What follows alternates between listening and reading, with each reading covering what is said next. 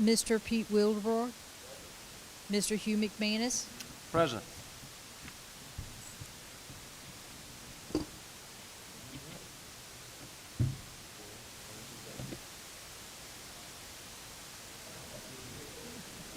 Yes, sir. Thank you.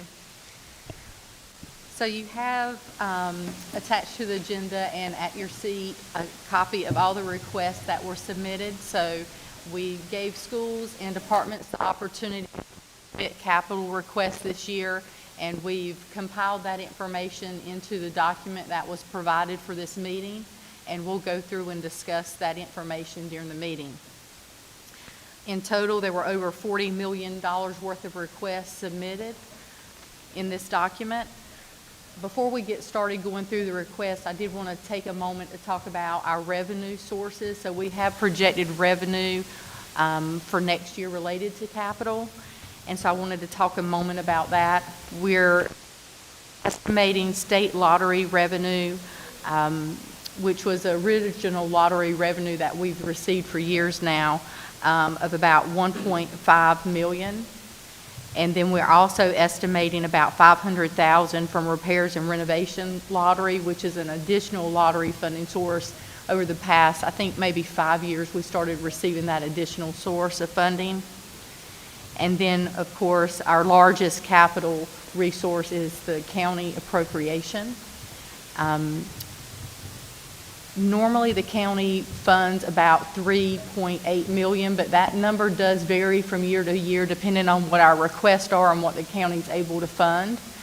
As you recall, last year, they gave us a large increase in our capital outlay funding for some specific one-time projects, and they funded about 60% of those projects, and then we talked about submitting the other approximate 40% of those projects this year. So we'll talk a little bit about those requests as we're going through. So in total, including the possibility of the additional one-time appropriation from the county, like we received last year, we're estimating about $15.3 million of potential revenue for capital. And so we've built our our recommendation to the committee that we'll talk about today around that number.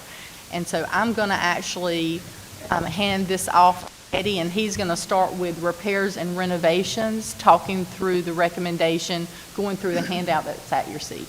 Thank you. Good morning. The first thing I want to do is just briefly go over the process so you'll understand the background of how we got to where we are today and what we're presenting. Every year, every school, every department is able to submit capital requests. And they come into facility planning in January. We look at those, they rank those when they submit them, 1 through however many they are. We take those and we put them into one of 3 columns. The first column is imperative, the highest priority. The second column is essential, and the third column is important. And then we take that imperative column and we take all the projects that were in that column and move them over to a separate spreadsheet that we then, as operations, finance, and technology, we go through and prioritize those projects. So that is what you have in front of you. So everyone has the opportunity to submit something. They are prioritized at a district level, and then they're submitted as a capital request, and we go down the list as far as possible as funding allows. So Ashley mentioned last year the county, we had requested little over $10 million, and there was some discussion about our ability to get all of those projects completed, and I agree that it would take some time. So the county funded us 60%, and a lot of those went towards design on some projects, like the culinary arts classroom at New Hanover, the turf replacement at Laney football field, and then some of the projects we were able to complete schedule-wise on those projects. We're in the process of bidding those, awarding contracts, and they will start construction this summer. The list that you have on this front page are the projects that represent the 40%, and the dollar amounts are the same with the exception of two line items. The first line item is the culinary classroom at New Hanover. That's an increase of approximately $60,000. That's based on current cost estimates. We think we have really good cost estimates at this point. The design is almost complete, and we'll be bidding that project shortly. And then New Hanover High School structural repairs. You'll recall that the county last year gave us close to $1 million to do some exterior repair of masonry and waterproofing. During the engineering evaluation, we discovered that there were a couple areas of the building that were in worse shape than we thought. And so if you've been out there today, you'll see an area that has been kind of fenced off. We then went into the classrooms. They relocated 3 classrooms. This is on the west corner of the building. We removed the sheetrock from the interior so we could really get a good look at what is going on. The good news is that is the worst area in the building. The bad news is that we will have to take that brick off and replace it. So we didn't find, by removing the interior wall, we didn't find anything that was more alarming than we had initially thought, but it will require replacement of the exterior masonry. So we're in the process of preparing our design and moving forward with construction of that. We're estimating that approximate cost, the west corner of the building is about $1 million. We want to do the same thing on the east corner of the building, even though it's not quite as bad a shape. That would be $1 million. And then we want to stabilize the building by going along the front and installing micropiles that would stabilize that foundation. We've discovered that the foundation, has settled, and that is leading to or contributing to much of the problem. So right now, that's a $3 million number. We're working with the design team and the contractors. I think that cost will come down because we'll do it in phases. We're going to we may just request the funding for the west corner in the micropiles, and then next year request funding for the east corner. A lot of that is not necessarily due to the contractor's ability to get the work done, but to minimize the disruption to the school. They have accommodated relocating 3 classrooms, but if we had to relocate 6 classrooms, that would be a challenge for them. So we're looking at that number, and that number will come down in our county request. So any questions on this first page? Yes, sir.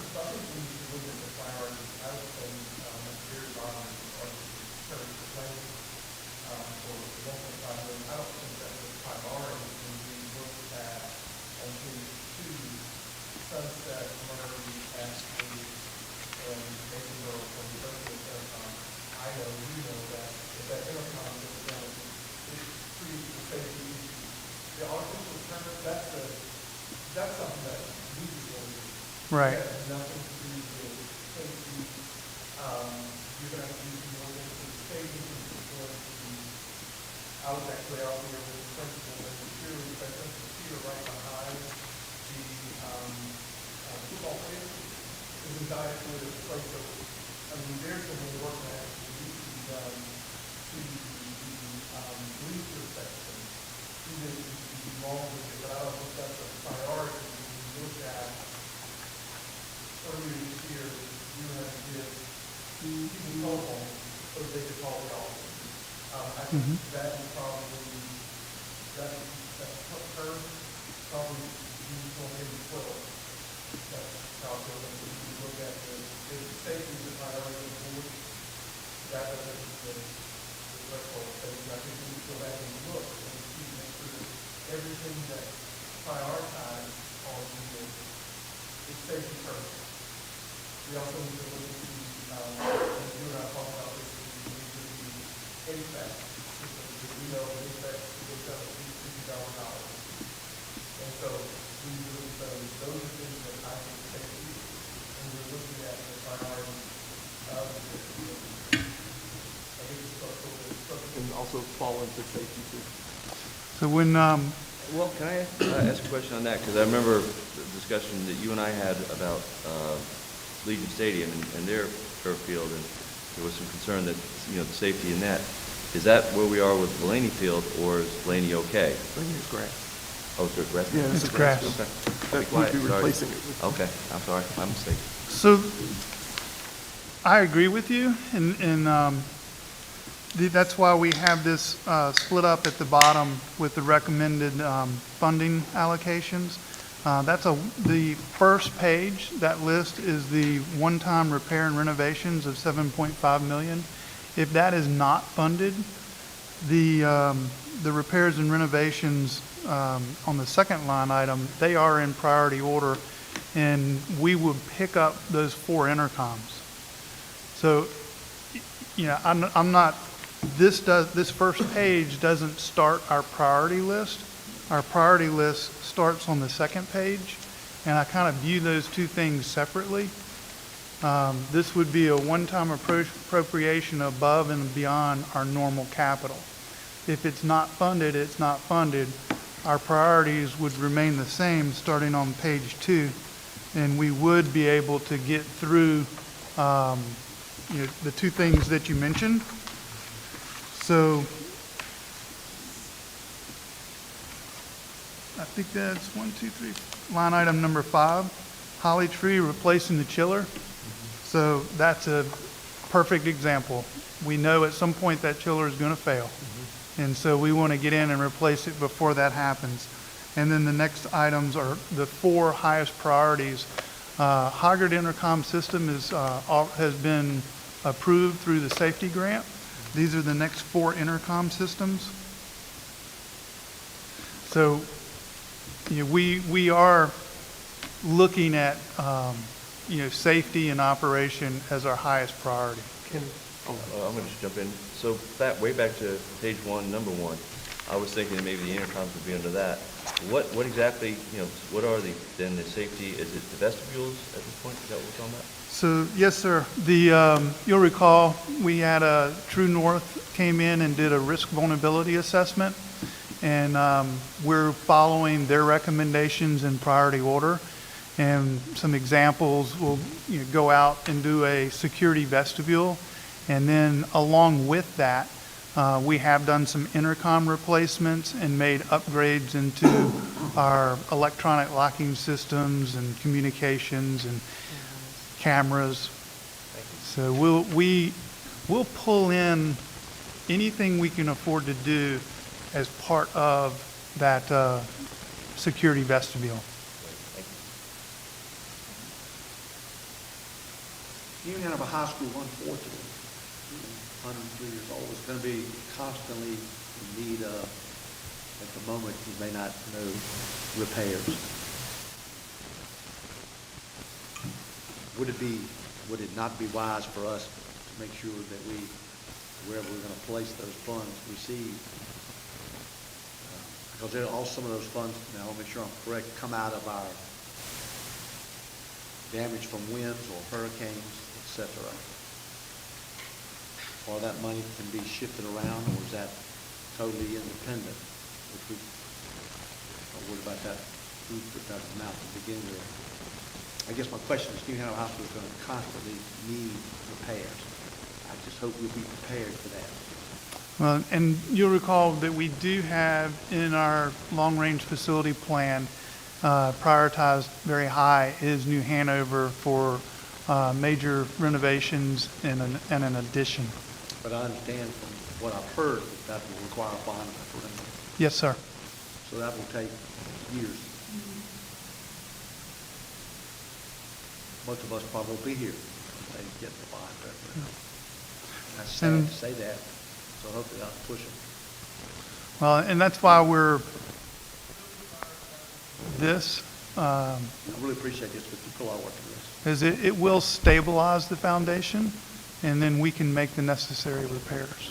Can I also add? Sure. If I may, you raise an excellent point because it's not a one and done. So this line item is a first phase in what will be multiple phases. The engineering team literally just started their evaluation and almost shut it down because of the urgency and the urgent situation that was associated with that west wall. They are still evaluating the remainder of the building. There are recommendations that they're going to bring to the table that are going to be very significant modifications to the building, which may include as much as removing all of the brick and the terracotta that's on the exterior and replacing it.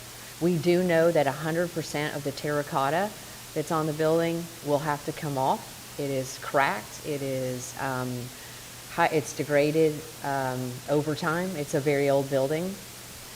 We have a question mark of whether all the brick has to be replaced or if we can work with brick as it is in certain areas, but we know there are extensive areas where the brick will have to come off as well as the terracotta. So this is the first phase of an unfolding picture. We don't have the full picture yet, and it's worth noting that this investment of $2 to $3 million is going to be followed by multiple millions of dollars of investment over time. It's not a one and done. I'd like to emphasize that because this is one part of the building and we are still working our way around the entire building. Thank you. Certainly. So there is an overall plan of we're doing this, but we've also looked at the entire building and there's a plan there. You see how I'm going? Because, you know, if you're gonna, every year you're gonna spend $5 million on the building, which is good, and it's 100 years old. Have you looked at the long range longevity of the building, of all the other systems, all the other structural systems? I know you have, right? That's in process right now. That's a part of the funding that we received for this capital year. We're investing that into the study and it's occurring right now. We just don't have all of the data in hand today to know what the full picture is. So what we are having to do, because of the immediacy of the needs on that western wall as well as the south-facing wall foundation, we are basically fast-tracking that portion of the work because it has to be done in order to occupy especially those 3 classrooms and then maintain the integrity of the building as it is. So I'm sorry to say that we don't have the full picture yet, but that's what we're working on. That's what we're investing these funds in, and working with our design team.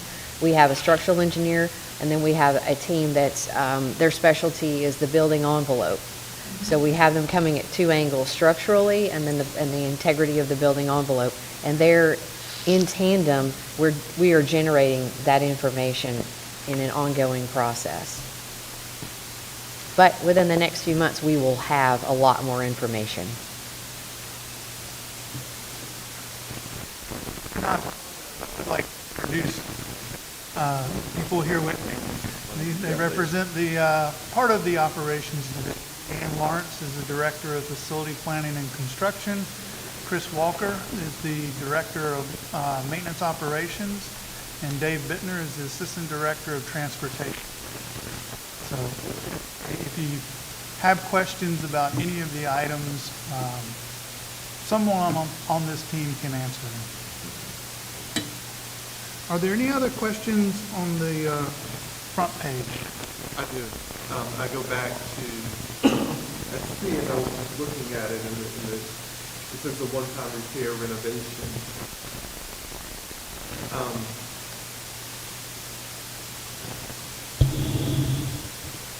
How do we assess it as one time?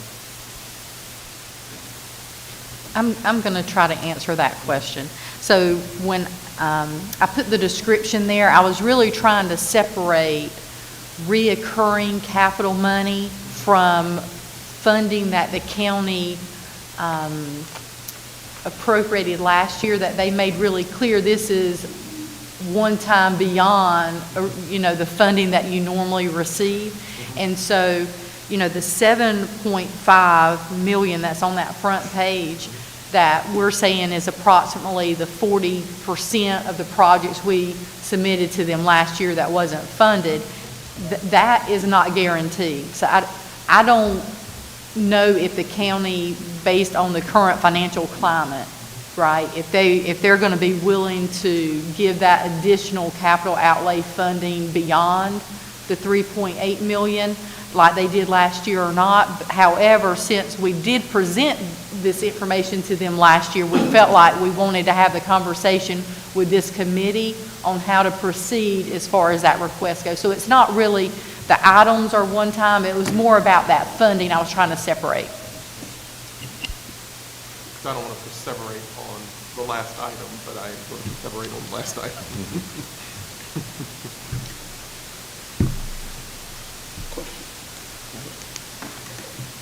My purpose is hopefully that being recorded, I'm trying to say this in a non-threatening manner, that people who provide a lot of money for us, for which it cometh, are very aware that we are worried about the safety.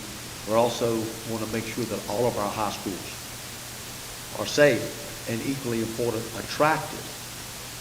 And as I said earlier in another meeting, when the thing walks into the Hanover and then goes over to Ashley, where would you go? Looking at transportation, looking at parking, looking at facilities. And so I think that really New Hanover has to be our top priority continuously. So hopefully that the county commissioners realize that. And then when we need money, and then you said a word that frightened me a little bit, we weren't sure about the safety and closing it down. That's a serious statement. But just to make sure everyone understands that whatever we get probably ain't going to make it work, because a 103-year-old building has got issues, tremendous issues.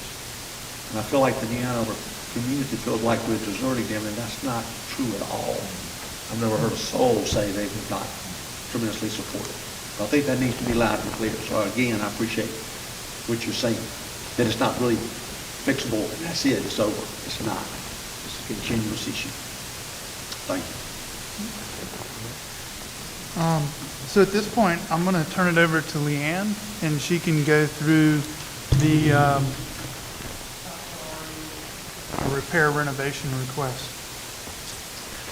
So each year when we start this process of generating this list, we're working with the foundation of the list that was developed from last year to honor the integrity of the process. And we don't discard the priorities and the hierarchy that from last year. We take that and we build from it. And so the projects that were listed last year are steadily, and each year projects are steadily climbing the list. And there will be some from that last year's list that are climbing up, but also at the same time, new priorities pop up. And we prioritize those. Sometimes they'll leapfrog items that were on the list last year. The first item is one such, panic access controls.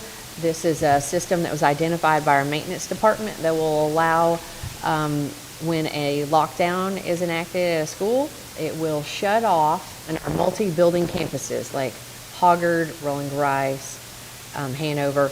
When a lockdown is set in place, This system will allow the school to disengage the bell schedule.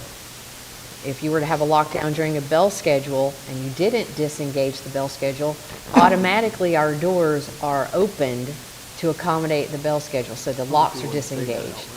I'm sorry? I don't know if we want to say that out loud. So we will, that this will be working. We do manual, so that doesn't occur. Our buildings are locked. Yeah. I'll say it again, that does not occur. But there is a more efficient automated solution. This is an automated solution to that, so that they can allow, so that there will be no gap in the security in the event of a lockdown. So that's the first item. The second item, replacing the underground storage tanks at our transportation, at the CVRC transportation location. This was delayed for a couple of years, so it's at the top of the list of priorities. We don't have any environmental issues with the existing tanks, but we don't want to defer this any longer and risk having environmental issues due to the age of the tanks. So that subsequently ranks this at a high level on our priority list. The third item is related to Myrtle Grove Middle School. We had an issue from the bond construction with a product that was installed at the floor. It's a warranty issue with the manufacturer of that product. We're working with the contractor, with the manufacturer,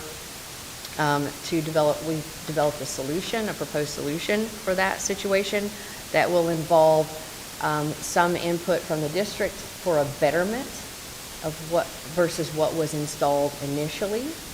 The line item that you see here is an estimated cost for what the district's share would be for that betterment that would occur in the process of addressing that warranty issue.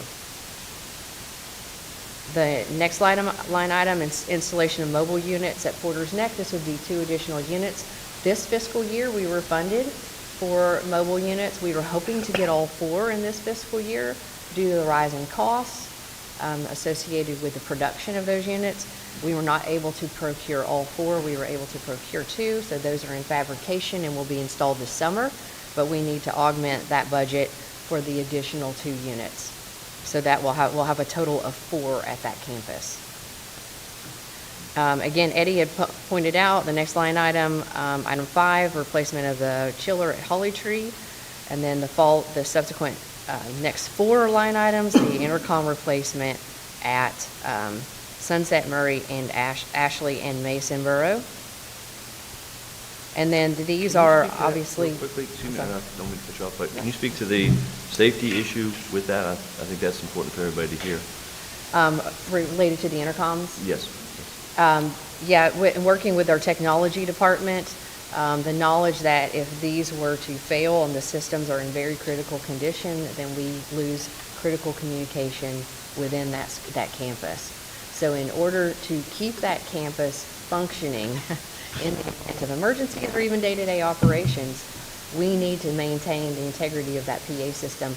If a system were to go down, and Brian would be able to address that the specific details, but if components were to cease functioning, I understand you're not able to replace those components. Many of those components either are not available at all or not manufactured anymore. If we can procure them, typically they are refurbished units that only have a 90-day warranty, and they're far and few between. We're literally buying them off people's shelves. And to add to that, Eddie and I have had this conversation, and I always walk away frustrated. What we don't have is like a plan. So meaning the warranty runs out at this date, we replace this date. We've just purchased, and so what's happening, what you're seeing are items are just running out, like they're living on a wing and a prayer right now. Versus typically what you would do is you'd build your budget, your capital outlay on the years. It may have, give it 10 years, and then this would cycle back around. in 10 years and it goes back on it. That's what we are attempting to do, but it's going to take a lot of money and a lot of time to get there. And so that's why everything is almost like hodgepodge, and it becomes frustrating. I know it's frustrating for them, it's frustrating for technology, because technology will have things on there, they're having things on there, so you have the buildings that are cracking, you have the technology pieces that are going down, which are all important. And then you have the HVAC systems that we haven't put on a timer, meaning this year we need to replace 5 or 6, not making that number up, or we need to replace X amount. That's the frustration of having to do all of this and just gambling of what will be on there, because we prioritize not based on the timestamp of criticalness. It's just, oh no, this has come up, we've got to replace this. So we are all reactionary on this. And what I'm actually going to be asking all of them to get together, do, and just write a plan. Like, you've got to put something in writing so that it doesn't come up just on this. That, I would say, this, on the second line item on the front page, the facility needs assessment.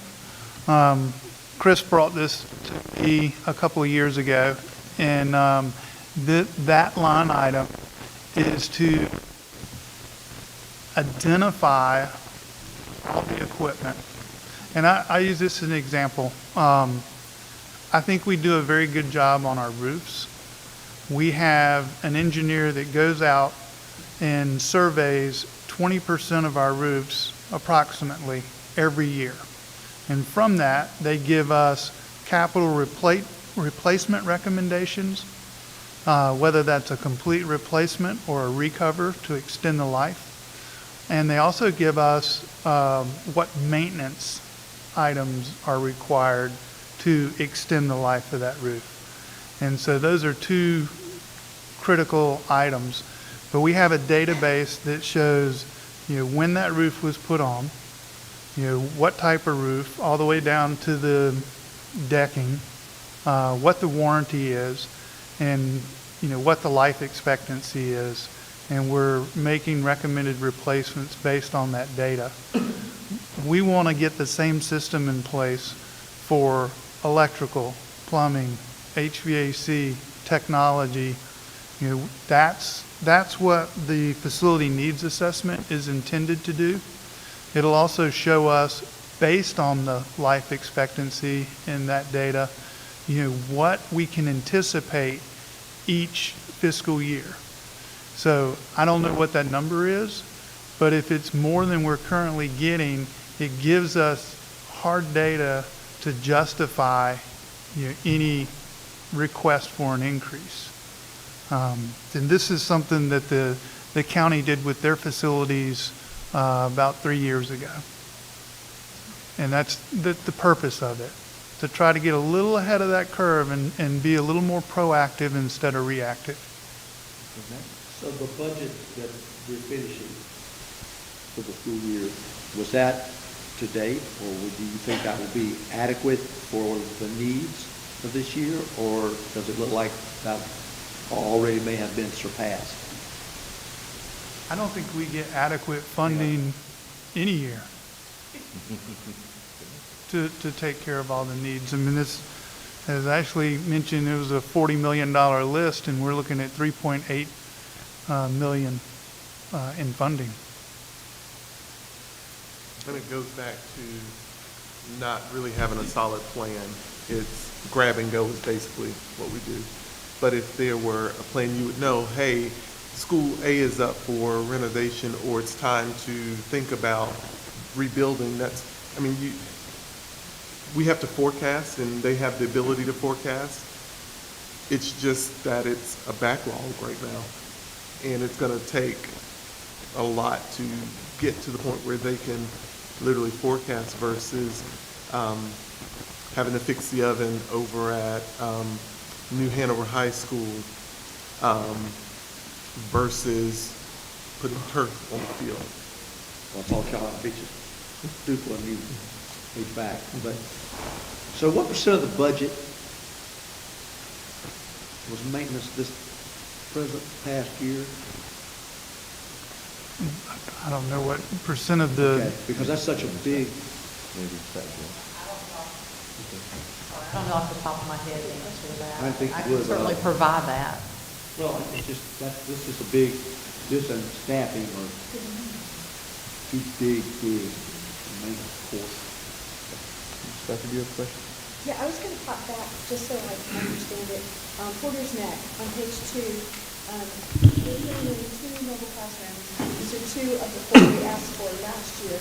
The cost over here is, we didn't have enough money last year. Is there any left over? Is this 550? We just divide that, sorry, do we just divide that in half, and that's the cost of a mobile classroom at this moment? Yes. Okay, thank you. no, I will just add to that, it's not just the purchase of the unit. The real cost comes with the installation and connection with utilities. Our newer schools like Porter's Neck, we plan for that, and we put those connections there, anticipating mobile units. But some of our older schools where that wasn't done, you could, water, sewer in particular, you could incur a lot of cost in just your utility connections. It also includes furnishings that we'll purchase, technology equipment that will go into the classroom. So it's a turnkey number from fabrication to installation to occupation of the space.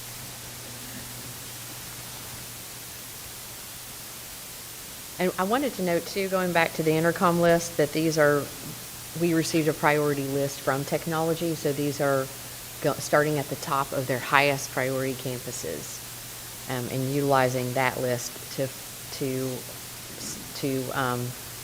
place these in the order that they're listed. Going down the line on the stage curtain cleaning, Gregory and Blair, we have some fire marshal testing of the stage curtains there, and those are required to be upgraded per fire code.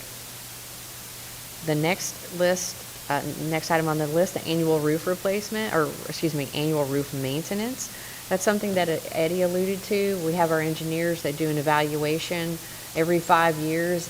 Every single one of our schools has these guys on top looking at the roof, and they give us, as Eddie noted, recommendations for small maintenance items that can be performed to help keep the warranty intact and extend the life of the roof. We started this line item, I guess this will be the 3rd year that we are proposing this line item, and it is just picking up the little things here and there on the roofs that are needed to help maintain them. And then the following 2 line items are roof recovers that were recommended by REI. REI is the engineering team that does our roofing evaluations, and every year they give us, as Eddie noted, a priority list of which campuses need to be addressed.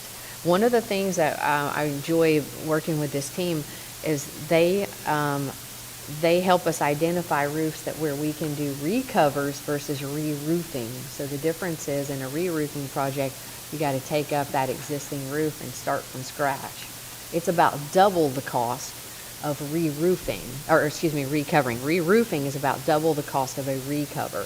So with a recover, if there's not moisture that's compromised that roofing system, then we're able to go over the top of that existing roof system with a new roof. And it is, again, half the cost. So we try to stay ahead of those. And it's a significant amount of savings realized to the district to implement a recovering project. So both of these projects listed are recover. The Winter Park is, there's a small amount of that project that needs to be completed. We did some work last summer, we'll be doing work this summer, and then we need to do a little bit more, and then a roof recover that's occurring at Carolina Beach Elementary School that needs to occur there.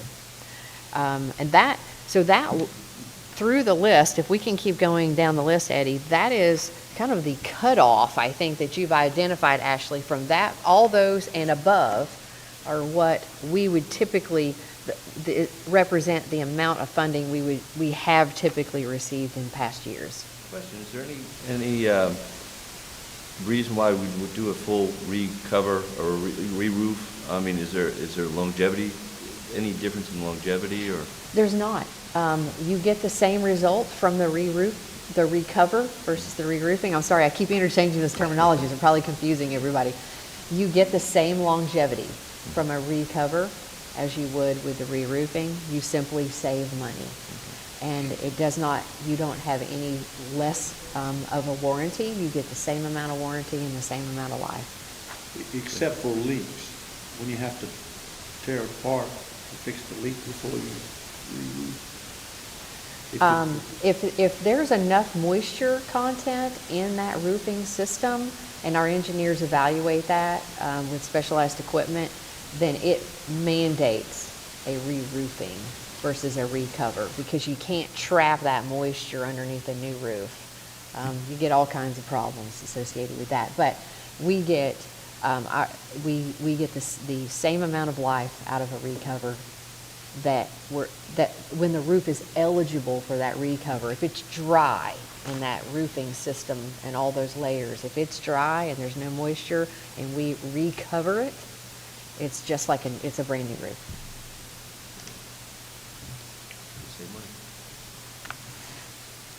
So,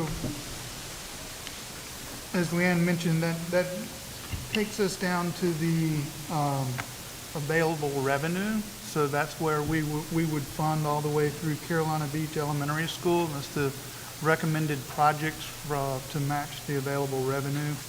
The additional projects, we can go through those if you'd like. There are, as Mr. McManus said, it's quite a long, extensive list, or if you have any specific questions regarding those, we'd be happy to answer those. Well, I think Dr. Powell brought up the last one on page 1. Can you let us know why that should remain versus, or using that $1.5 million for additional projects below? So this was part of the request for one-time expenditure from the county. If that's not funded, then this item wouldn't. None of the items on the front page, other than we would have to figure out how to fund New Hanover. None of these items we would do if the county doesn't fund them above and beyond our normal capital outlay appropriation. But I think the question was, why did it go back on for funding? So this was one of the projects, New Hanover, the culinary arts classroom. and No. Raymond Turf. I'm speaking more, just of the turf. Both of those projects, we asked for funding for design last year and received it. And we're now to the point where the design is complete and we're ready to ask for construction funding. But we can also do an addendum. We can. Like I said, that's what I was if wanting that's not, you to know that. we haven't entered any contracts. There's no commitment to do this. If the county doesn't fund these items on the front page above and beyond our normal capital requests, they just don't get done. Right, but what I just want the county to know, and anyone who's watching, is that we are in tune of what's going on. And I'm just going to say, I'm going to recommend, I usually don't insert myself, that we take that off. Okay. Because I have to go to the county to do it. I can't ask for that knowing that there are systems on the back. And if they want to do it one time, it would, to do the chillers and those intercom systems, that would be $910,000. We can keep mowing those, and there has to be more setup, because that field, there's some more work, and we have to have some conversations offline about Laney's field. But I can't in good faith say that I can ask for that for anyone. I know that if you're going to cut, they're going to do one time. If you would take that $910,000, put it over there, then that frees up some things that will slide down, and then you could get in Carolina Beach. You go past Carolina Beach, and then you could go Forest Hills roof recover, which is 410.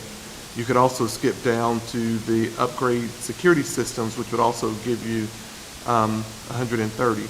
So I think we need to think a little bit smarter and prioritize with that one. Well, and also mention that, remember, New Hanover has increased significantly since our initial request, and taking Laney off that list would, put our request more in line with what we submitted last year, From a dollar standpoint. from a dollar standpoint, yeah. I understand. How much money did we ask for last year for the lane turf? And there was one other project we asked for money last year, and we got the design money for. How much did we get in design work, and what was the other project?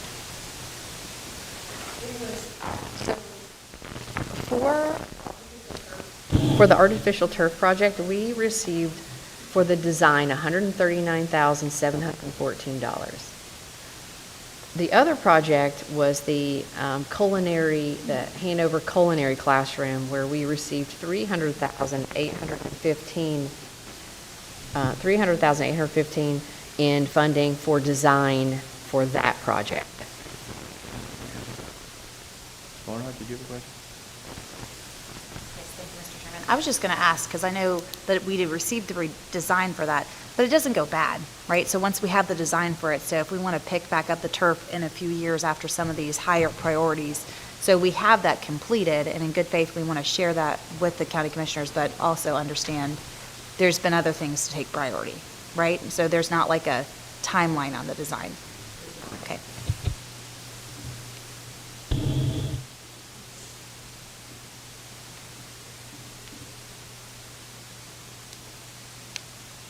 So I clearly hear that the committee would like to, we want to defer the artificial turf replacement. Is there anything else on the front page that we would want to defer to cover New Hanover or go further down our capital list?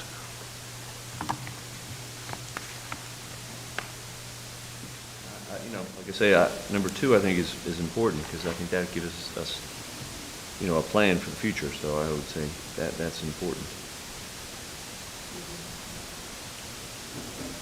Well, the rest of it is pretty structural. So what do you think, Mr. McManus?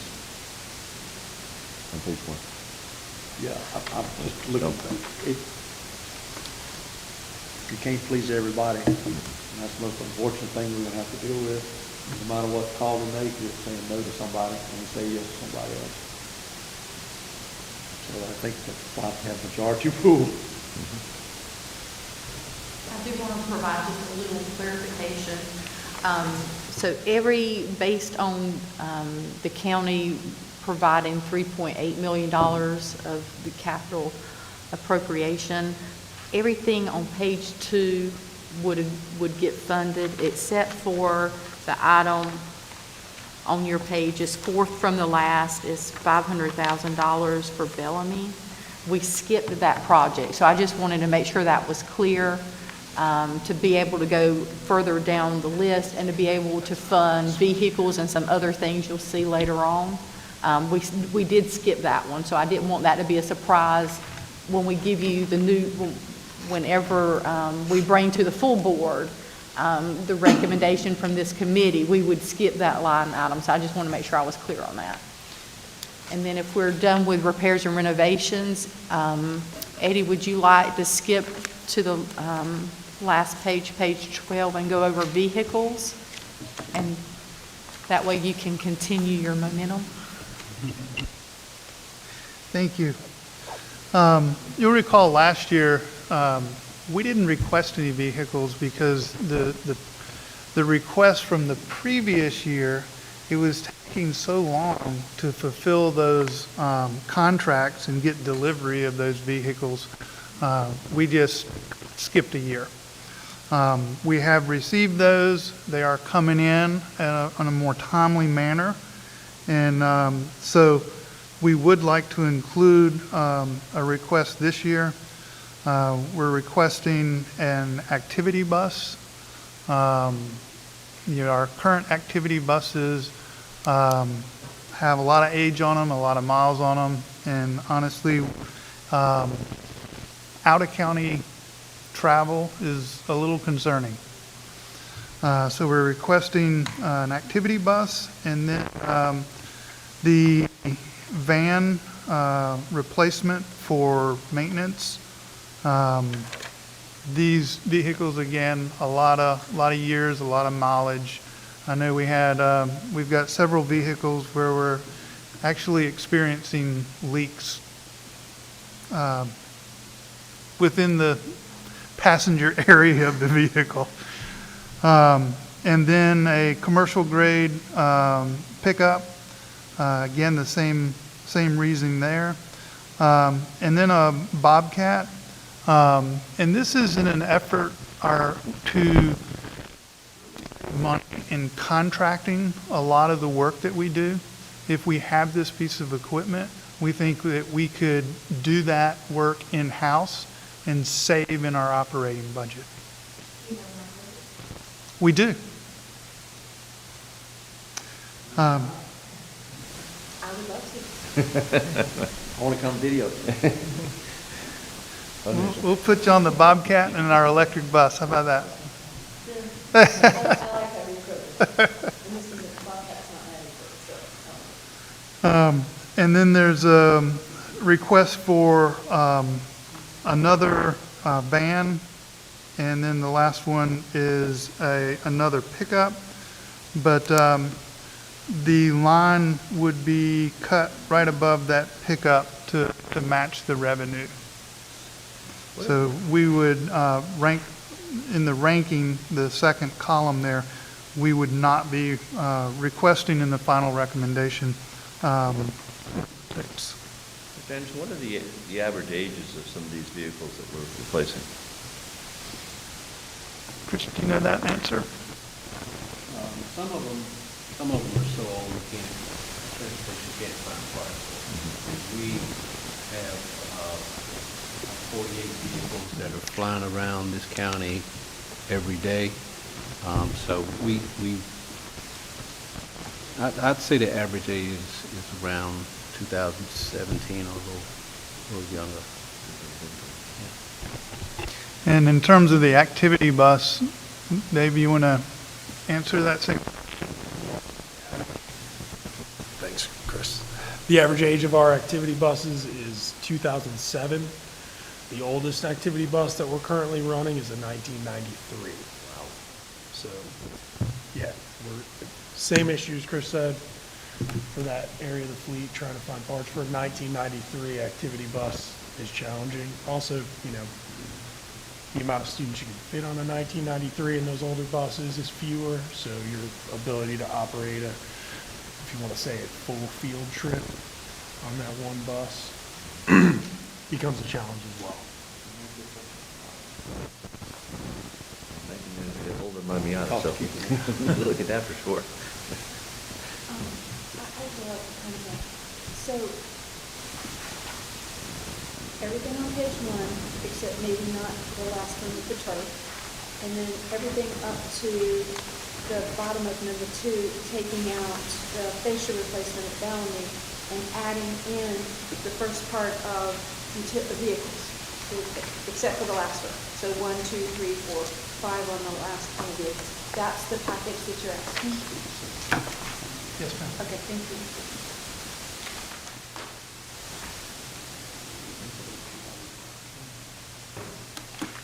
So now if you'll turn to page 8, and we'll talk about technology for a minute. We were able to identify funding or projected funding for the first 3 items on this list, and then I'll let Brian provide a little bit more information on those first 3. Good morning. I'll do my best not to bore you with technical details, but if you'd like to go there, welcome to do so. You can come chat with me. I'll take you all the way down the rabbit hole. First thing on our list is Nutanix.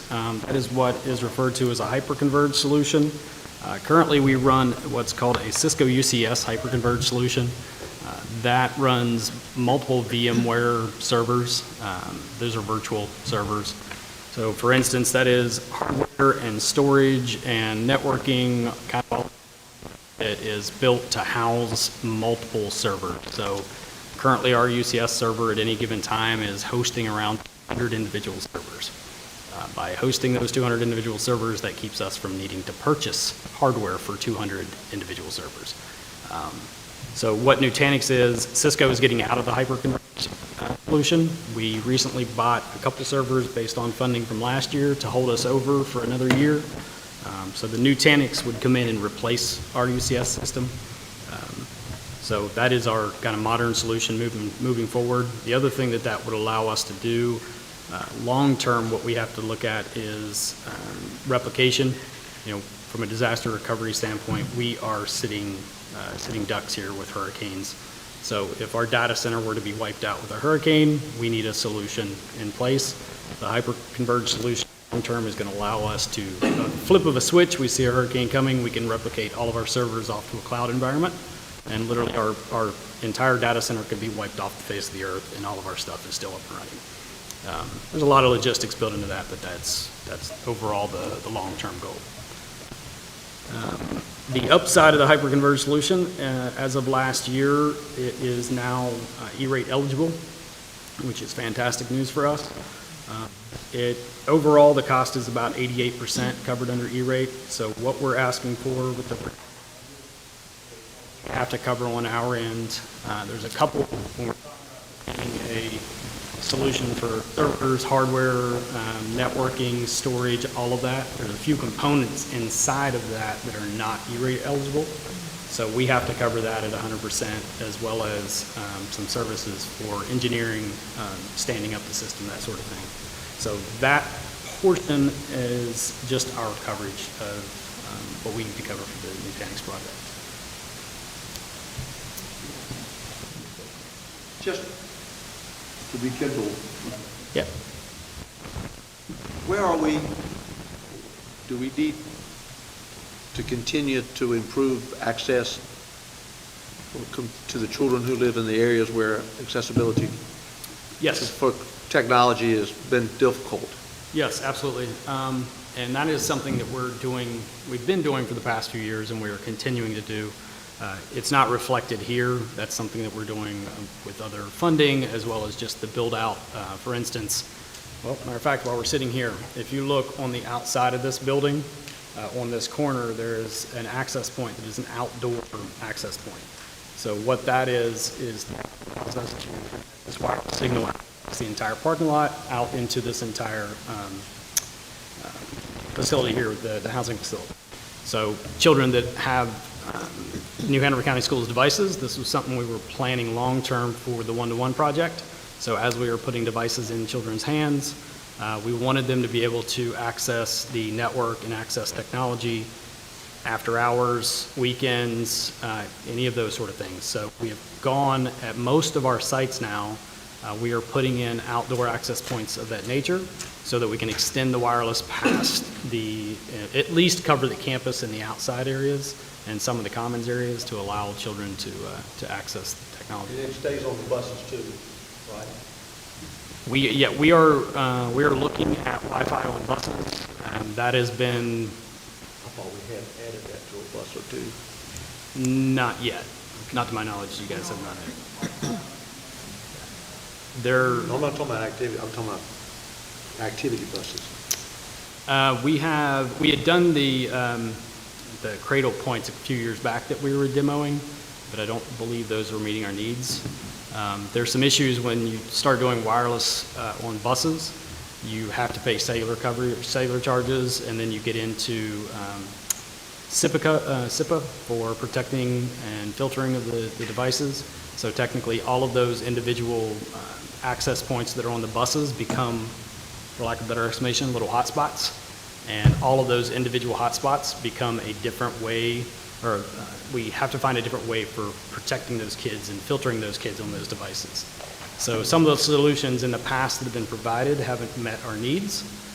We are evaluating those all the time. And as of this past year as well, E-rate is covering some of the Wi-Fi bus solutions. It's not as simple as it sounds. It comes down to how do you power the device, how do you filter the device, what's the bandwidth coverage, what's the cellular coverage in the area that the buses are using, how many students can be on that Wi-Fi at a time.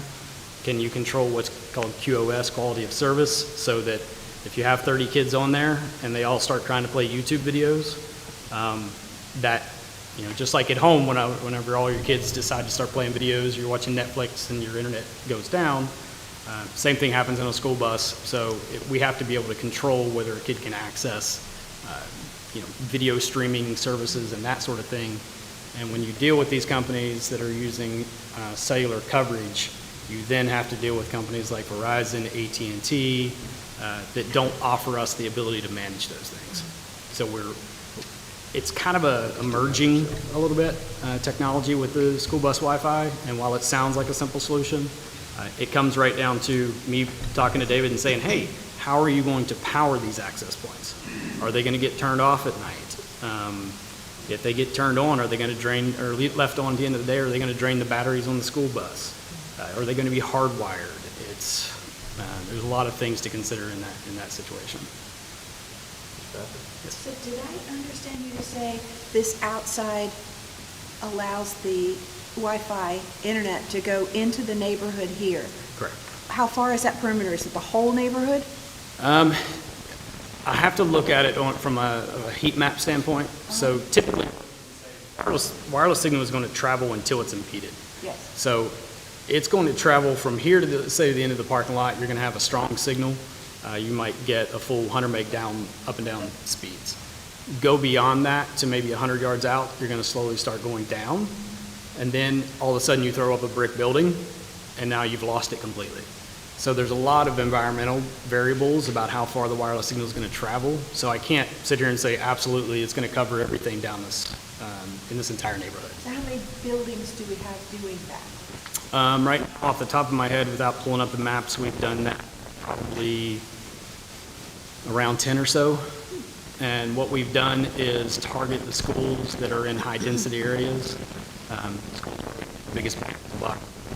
You take a school like, say, Murrayville, Castlehane, that sort of thing. If we put an access point on the outside there, like somebody's having to drive there anyway, and my thought on that is if they have the ability to get in a vehicle, drive to a location 5-10 miles away, those are probably not the kids we need to serve first. These are the kids we need to serve first that may not have that opportunity. So as we've had the opportunity to purchase access points, we are adding outdoor access points to that. Any other questions about the Nutanix stuff? No, that's the boring stuff, I guess. All right, next on the list is cameras. We've alluded a lot to cameras and security and safety and that sort of thing. Currently, the bulk of our camera systems are all Panasonic. They were purchased under previous bond funding. And as Dr. Faust alluded to, one of the problems we run into with bond funding is it's a huge chunk of money that comes all at once, everything gets purchased all at once, and then you ask for money to replace it down the road, and then you say, well, it's still working, kick the can. And here we are with a massive amount of cameras that need to be replaced all at the same time.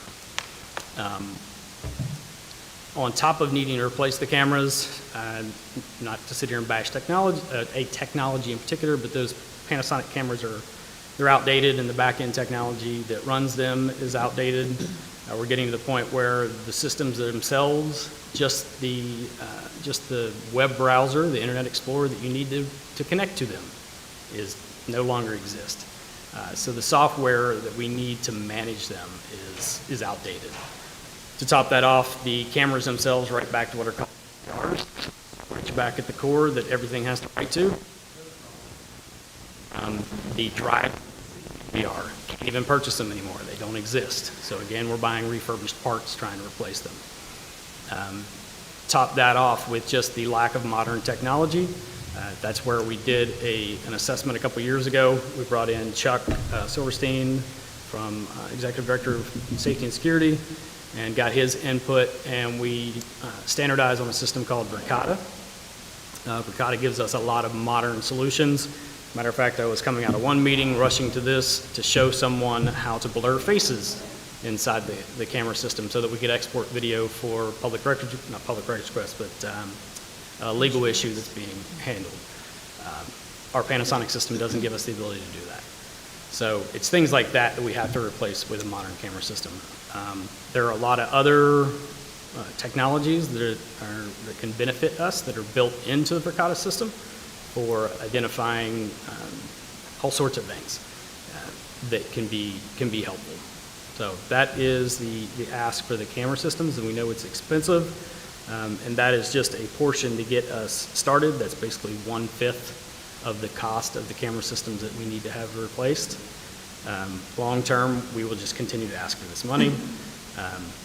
The upside of the Verkada system that we really like is the NVRs, we don't need them. All the local footage is stored on the camera, which gives us some other benefits as well. One of those benefits being that cameras, as they are recording, is not automatically sending video streams across the network constantly, which is eating up bandwidth and resources that just aren't. There's no reason to do that. To top that off, Verkada also offers a 10-year warranty on their equipment, so that really helps us with the budgeting. From a budgeting standpoint, we can buy year one a replacement.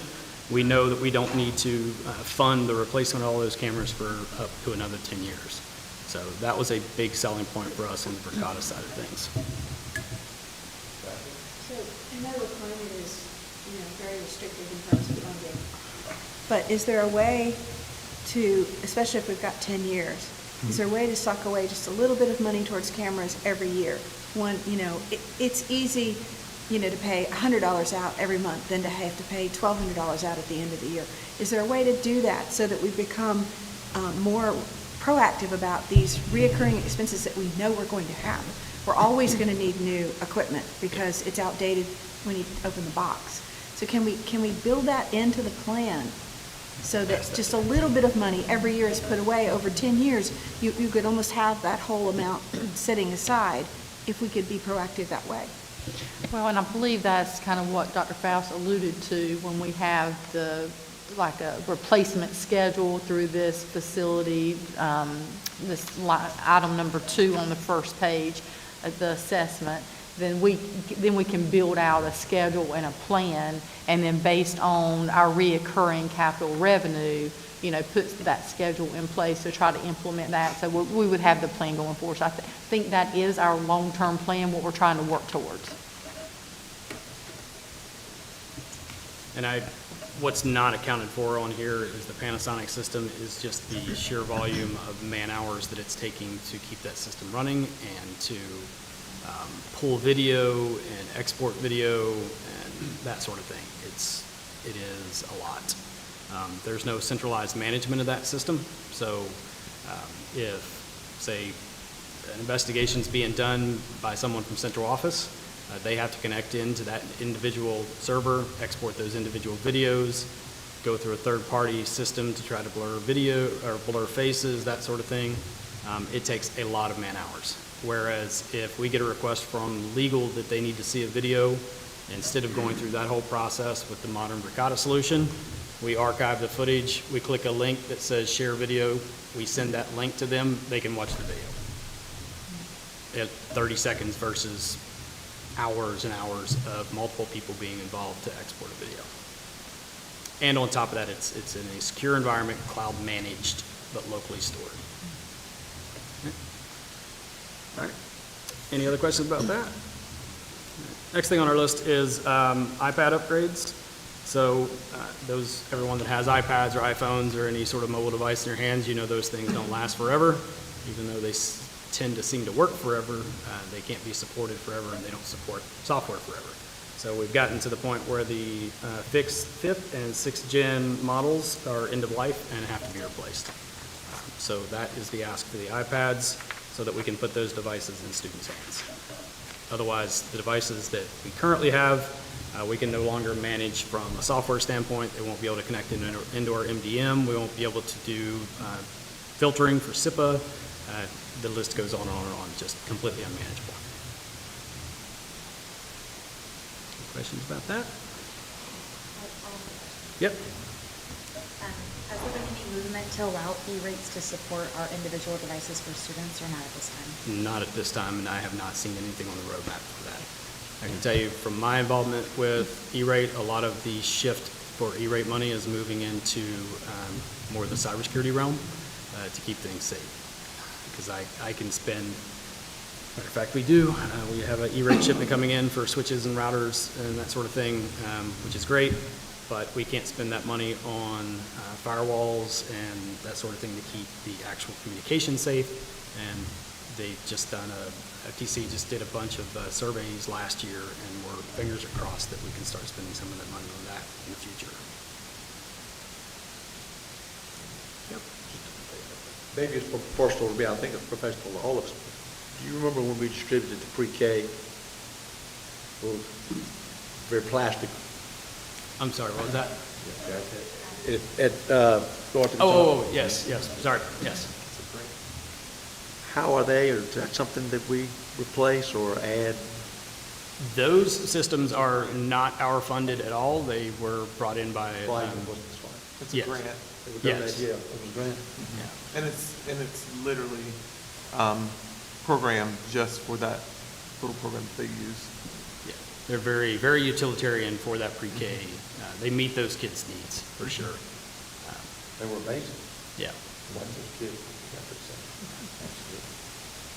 So we're not in the business of having more, Only through that grant, if they select us to do that again, but they only selected Johnson pre-K for that, that what program. those things cost a piece, you know?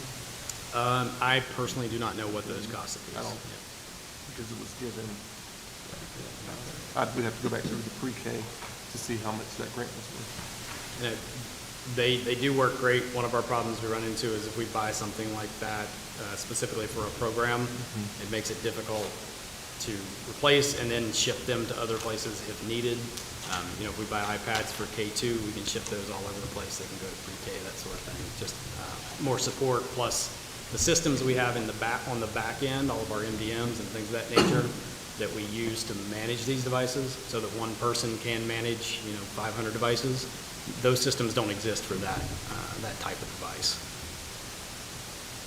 I don't want to get off subject matter here, but I think a lot of decisions we make, one of my bones of contention, we don't have to put up with much longer, is that we still have so many kids who are reading so far below grade level.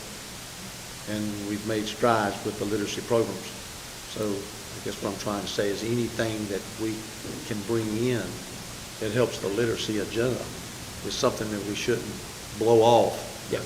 Not you saying No. that, but when we talk about that, we've got kids in high school who wouldn't pass the 8th grade competency test. Now, I would challenge anyone if they want to go to, let's see what happens. And that's awesome. That's also been a negative. And so I just feel like we need, with this capital money, we still need to have the commissioner and who else understand that there's certain programs that to try to catch kids up.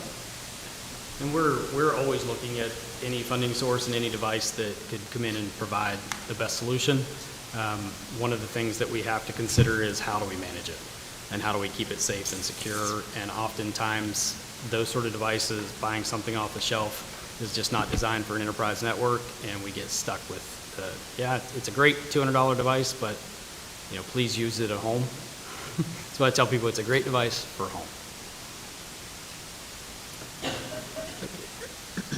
We'll discuss new line devices. So part of our one-to-one rollout in the past was new line devices going into each classroom.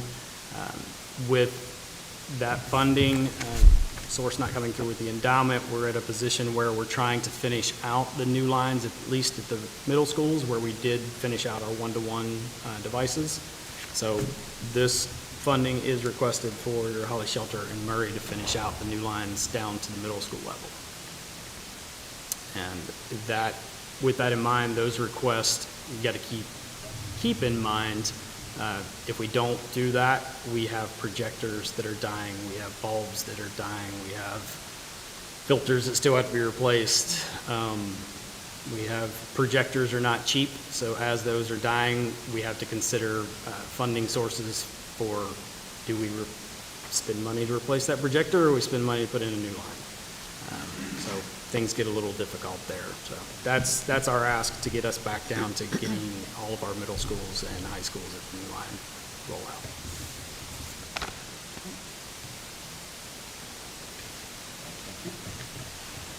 And now if you will turn to page 11, we'll finish up with furniture and equipment. The top chart that equals to 210,000 is the furniture and equipment request. And you can see those items listed there, and Kevin's here to answer any questions you might have about those items. Kevin Lee, Director of Purchasing. So the process is all schools and departments can request furniture or equipment from this capital process through me. Now, technology equipment goes through technology, and maintenance coordinates the request of custodial equipment, and they make one request to me. And so that's how that process works. Number two, part of this is the teamwork between facility planning and maintenance. Are we building a new school? You know, we built Blair, College Park, renovations at Wrightsville Beach. They coordinate replacing all new furniture at those new facilities. And so that's part of their request normally when that happens. Normally they do that for mobile units as well. So that's part of it. Maintenance, if they have a renovation going on at a school where they're going to paint or they're going to tear down walls or replace carpet, I don't want to change the media center furniture before that. So we coordinate all those kind of things with them to make sure that we're all on the same page. So at the schools, I got 5 areas they can ask for furniture. Number 1 is classroom. Number 2 is media center. 3 is cafeteria. Rarely has anyone asked for that because of the quality of the furniture we get for the cafeterias. They last forever and they're maintained well. The 4th thing is admin furniture for the administrative staff, or waiting areas, meeting rooms, things like that. And then the last one's equipment. But again, it's not technology equipment and it's not custodial equipment. So those are the kind of things they ask for. Our newest high school is 22 years old, if that lets you know anything. So all the schools that have been built since then got brand new furniture as part of, getting constructed. Let's see. So to the list real quick, it's only 210,000. It's the least amount of stuff, but it's things, every school that submitted something. I visited that school, made sure there wasn't a big project going on. As you can see, almost half of them are media center because all the kids use the media center. And so when I talk to principals about that, if I got enough money to do 10 classrooms, that means I got all the other teachers who aren't happy that they didn't get brand new stuff. But everybody uses the media center. All the kids go there. So that's it. So you see, those are the things on the list: maintenance, custodial equipment, and then we have a generic 50,000 for things that might come up that get broken. Media center, a couple of admin areas, media center, and then the last one was Porter's Neck, where they were projected to have more young'uns, and they were getting mobile units, and he's tried his best to maximize the area there at Porter's Neck for those things. I also want to point out the last thing, and we'll be done, eh? So Blair, brand new school. College Park, brand new school. Wrightsville Beach got renovated. We saved everything from all those schools. All the student desks, all the admin furniture, all the rolling cabinets, all the file cabinets, the marker boards, the cork boards, everything on the walls. We saved those things and brought them back to the warehouse, and every one of those things have gone back out in our schools. that was a major undertaking, and facility and maintenance helped with that. Anything we couldn't use, we surplused. We surplused mobile units. We surplused the cabling out of the building.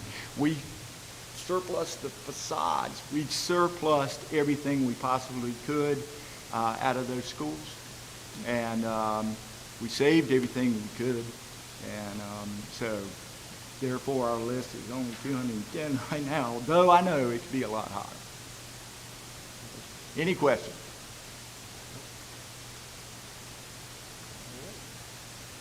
So then we're moving on to the proposal discussion, is that correct? Yes.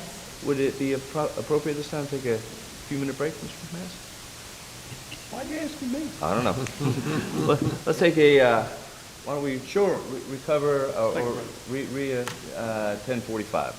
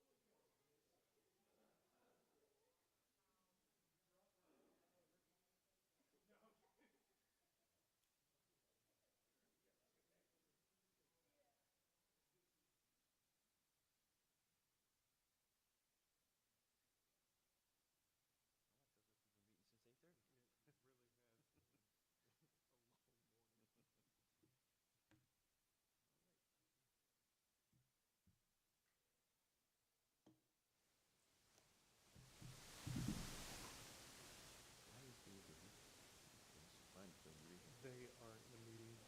There's a group of principals that were meeting. Oh, okay. Yeah.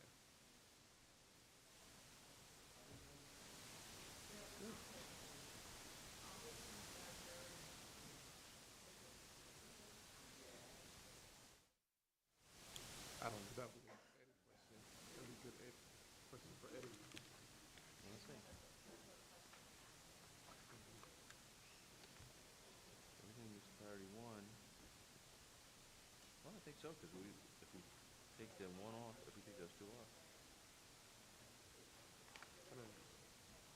if we take Laney off and we take Bellamy off, we should be able to cover the, oh, we got some more things. We got two now for some reason.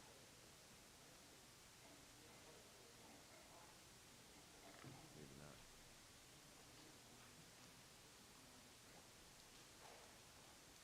that we're on page 2, then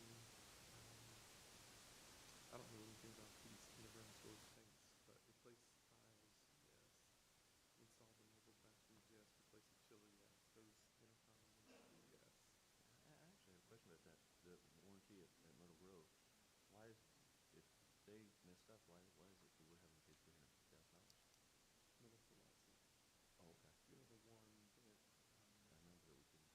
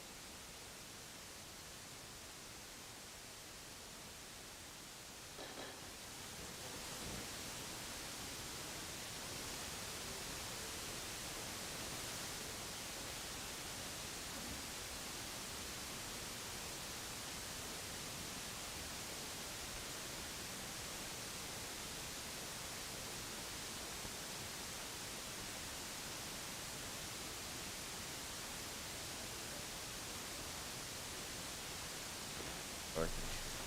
I apologize.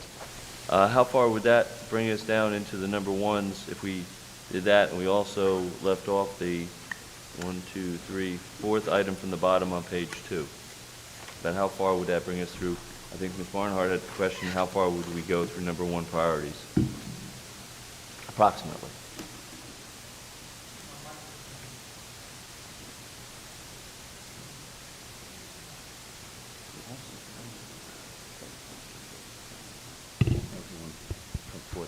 So, well, my question to the committee would be, if we remove the last item, which is the artificial turf, would we use that $1.5 million to cover the additional cost at Hanover, or would you want to go further down the list?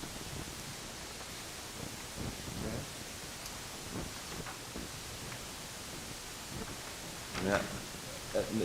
Let me make sure I understand. So the additional costs at New Hanover are paramount, you'd say, right? Safety, Safety. then that's an easy answer. I'd say, yeah. A question for you, and this may be something to consider. So with line 3, it's $1.4 million for Hanover, and then it's $3 million for Hanover. There's not a price for line 4 for Hanover, and there's not a price tag for that 5. So those two items, we have funding and we're not requesting, we have funding that was provided in this current fiscal year, which is sufficient to complete those projects, so we're not asking for any additional funds on those two. So you were saying, so then that would equate to 3.4 million for the constructed culinary classroom and structural repairs. So line 3, line 4 added together is 3.4 million. 4.4. I'm sorry, I keep saying that, 4.4. Yeah. Well, and I do believe, I mentioned that $3 million, it will be $2 million because we would only ask for funding for the west side and the micro pals across the front of the building. We would come back next year and request funding for the east side. So that's where You you were said actually correct. the structure was still not determined because of the bridge. Correct. You had not removed it. So Mike, for clarity, because I'm not clear on it, so with that 3.4 million, you're saying doing more? For what other work would need to be brought up on that to do for Hanover? There's not any additional work at Hanover that we're proposing. What I'm saying is when last year, for these one-time expenditures, we submitted a 2-year capital budget for those. And this line item for Hanover, because of what we found, has increased by $2 million. So we could cover the majority of that increase with the funding for Laney by eliminating that line item Or delaying. or delaying it. So that we're going back to the county with a request that's more consistent with what we showed them last year. So I guess my final question would be, if they're saying you have this 7.5 million over to the side, or the 3.8 million, if they're saying we're only giving you the 3 million, then what is the committee actually saying we're gonna finish? Well, if that is the result or the response, then I mean, I still think we're committed to Hanover. We've got to do that work. So we would not get far down our capital list. So if the capital list is 3.8, we would only get 1.8. And that $2 million would go to Hanover. So then what would we do with the security, the intercom systems? They could be funded within that 1.8. I'm just wanting to make sure so that we all understand. And it's almost like we're in between a rock and a hard place. Because I get all those structural needs, but I also understand that at any given day, and we know this, it could wake up after a rainstorm and they have no connection to intercom. Are the commissioners aware of what you have shared today with regards to the Hanover, the safety, and then of course the intercom? Or they haven't seen the details, so that's something we would have to hopefully explain why. Right. Okay. I believe they would support it. Safety. It's safety. Mm-hmm. So I guess I'm saying they make that call. We present it to them, it's necessary, it's a safety issue. I guess maybe the question is, do we want to go to the higher number and have everything listed here, maybe all our priority ones as far as we can go, if we take those two off, and, but keeping New Hanover as one of the top priorities. Ms. Barnhart? Thank you, Mr. Chairman. I mean, I see the total ask of 13,339. That includes the traditional operating that we get for capital of 3.8, plus the additional things that have been identified in this report. My question is, and this is something that feedback from last year when we did receive additional funding from our county commissioners for facility, they asked, how many of these projects are you actually going to be able to complete the next year? So looking at that number, and I know it's the committee's recommendation to bring for the board what that number is going to be, but if that number is approved of the 13,339, are we able to complete every single project that we are going to present to our county commissioners? And if not, what are those projects that would take off so we can see the dollar amount that affects? We will be able to complete those projects. And I would like to point out, because there's, when the county looks at the status of projects, they're looking at expenditures. So how many invoices have we received and paid? that's not a very good reflection of the status of projects. And the reason I say that is the schedule, we get our funding in July. We bid, we start design, we bid in the, we design in the fall, we bid in the spring, and then construction starts in June. So it doesn't, the schedule for construction doesn't align with the fiscal calendar. And when you're looking at expenditures versus encumbrances, it's not giving you the whole picture.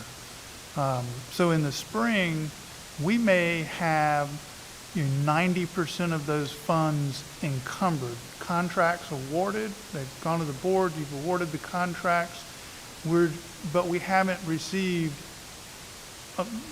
any invoices or maybe just one. So it's not like I said, it's not a good reflection of the status of our projects.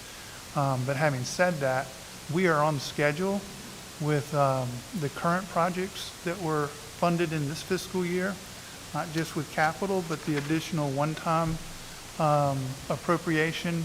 And I have no doubt that we could, Kevin and Brian, speak up if you disagree, but I have no doubt that we could complete these projects if funded. The only thing I'll speak to on that is we have one or two vendors that we use for some of this stuff, especially the intercoms locally. So sometimes we're hindered a little bit by how many projects and how many employees they have and project managers and that sort of thing. But we have a close relationship with them, and we do our best to work that out. But they're not only doing large projects, they're also doing some repair work for us as well. And they only have 10 employees. They only have 10 employees.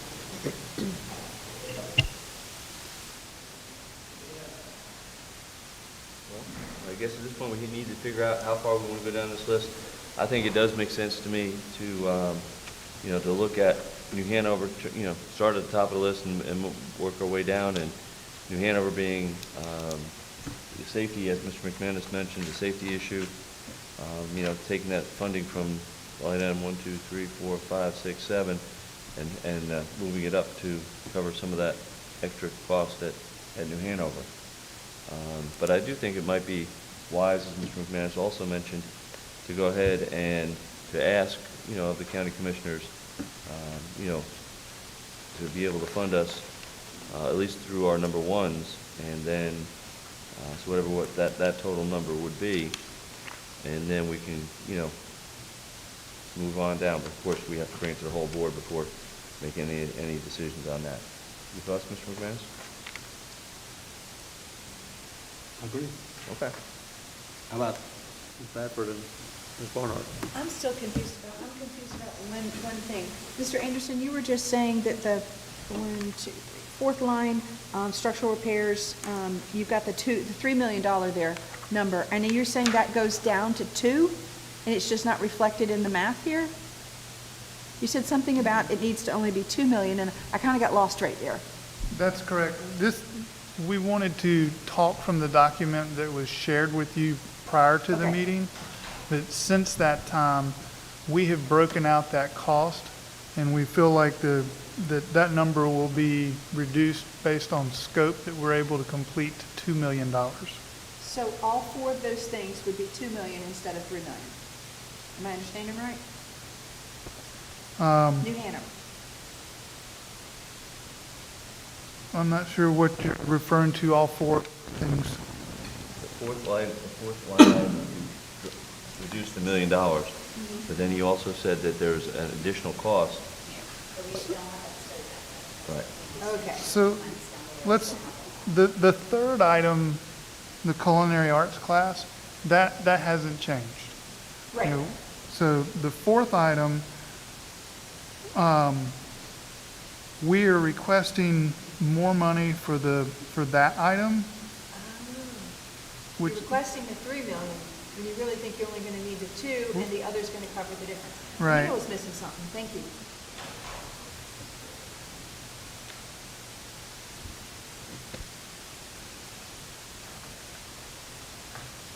Well, then I guess I'm confused, because I thought you said that we need to take the 1.5 from the last item up to cover that, but the 3 would cover it? I'm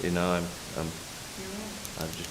Yeah, that $2 million is a request above and beyond what we requested last year.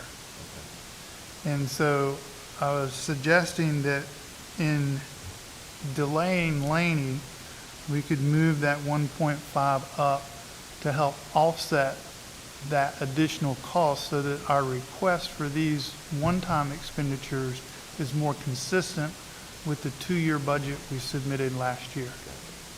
So to extrapolate that out, just because, I need to do that. So it would be $3 million plus 1.55 added together that would then be put towards New Hanover. Am I correct? Because that will pick up the additional costs that we don't know the amounts of yet. Am I following? Or did I miss it?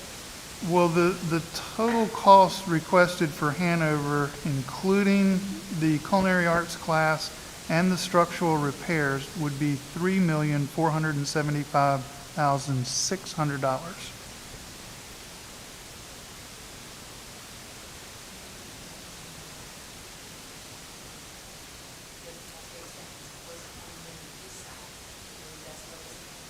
Yeah. Got it. Thank you.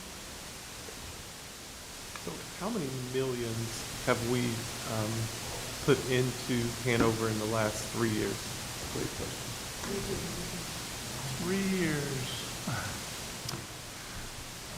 We could look that up for you. I don't have that number off the top of my head, but I know that, Brogdon Hall, How much was Brogdon? I'm pulling that up right now. and we did some renovations and repairs, roof replacement at George West. We've done quite a bit. And we'll pull that up. So would you say less than 10? More than 5, less than 10? Yes, sir. And so then with this, 4, that would be almost, we're adding this. And the reason why I'm asking is to see how many millions of dollars, by the time you keep adding, you're gonna have paid for a new school. Because each year, if you're adding 3-4 million, and if you do that for 4 years, You bought a new school? right, and it's still cracking, and I guess my other question would be, does insurance, what will our insurance pay for some of these structural issues? They don't cover that. Okay.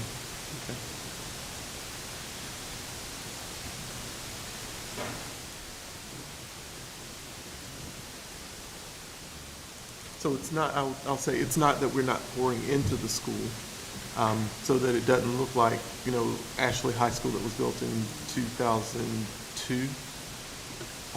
You just don't see it because it's all behind the structure, but we are giving more money to New Hanover than we're actually giving to any of the other schools.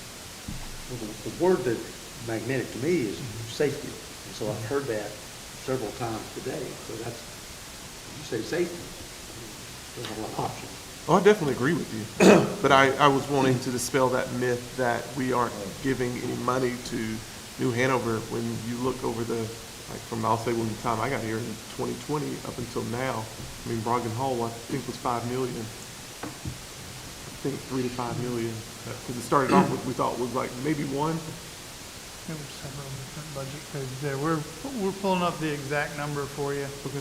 But I will say that, you in the long-range facility plan, that was presented, New Hanover High School, we're proposing additions and renovations at $89 million.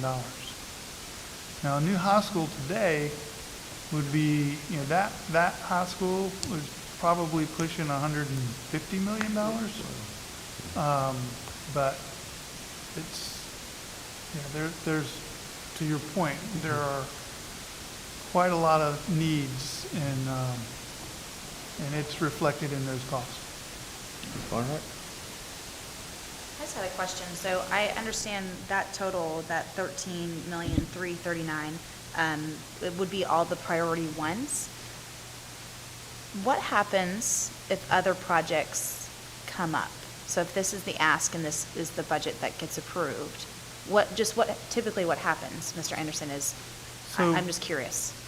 During the fiscal year. We have to do an addendum just to ask again. If other, emergencies come up, then, we can defer projects and reappropriate those funds towards the emergency.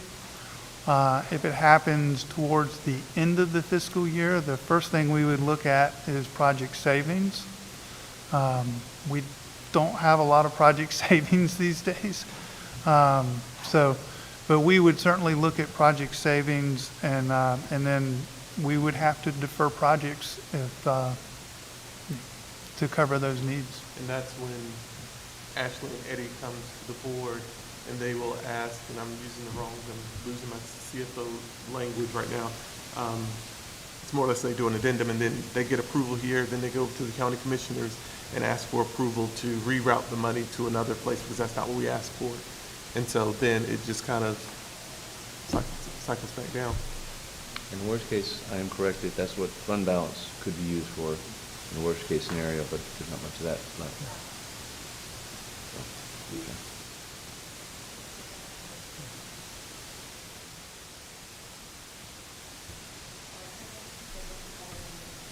So, may I follow up with a question? So, God forbid, we have a hurricane, Oh my gosh. Let's not say that.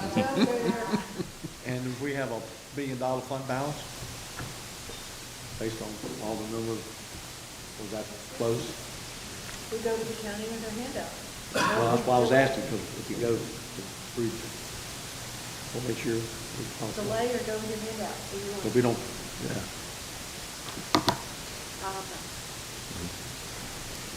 Need some money on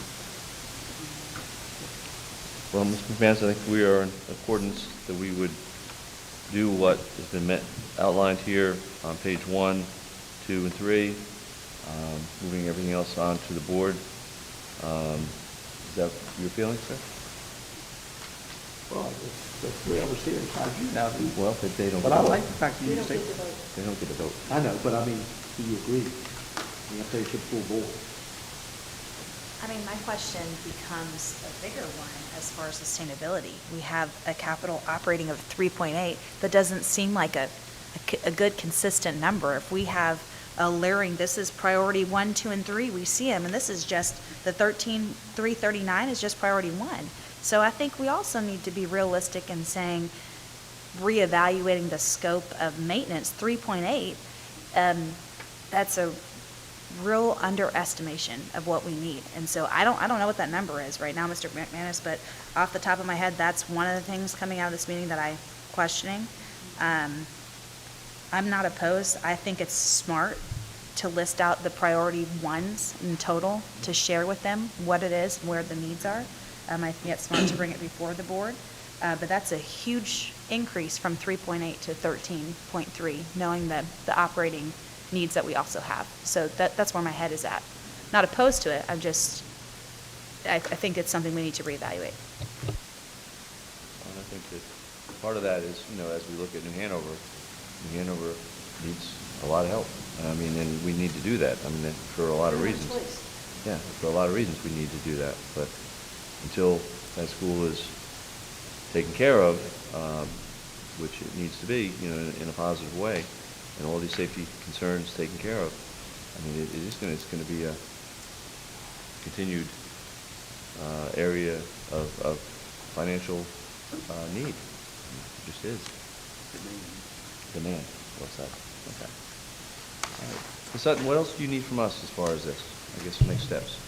So what I would like to do, if it's okay with the committee, is to make the adjustments that we've talked about today, and then bring a revised document to the board work session next week, just so the entire board would be able to see that document, and then have an opportunity to ask any questions that they have, either at the meeting or between the meeting and the next board meeting, and then we would bring that again to the, of course, the full board in March, to be able to vote, make sure we agree what we want to submit to the county. So as long as the committee's okay with that, that's how I would like to proceed.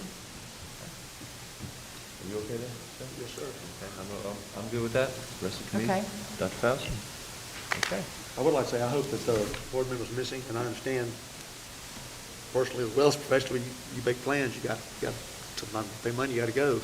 So, but they will listen to the discussion, because I think that had a lot to do with how we're all thinking and trying to put all this together, rather than just look at numbers, not having heard the discussion. Can I ask a random question? What was the amount of the last bond that New Hanover County Schools asked for and got? What was the dollar amount of it? 160 million, And that year was 2014. 2014.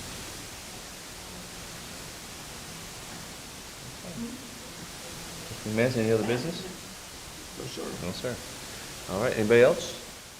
Okay, at this point then, I would entertain a motion to adjourn. So moved.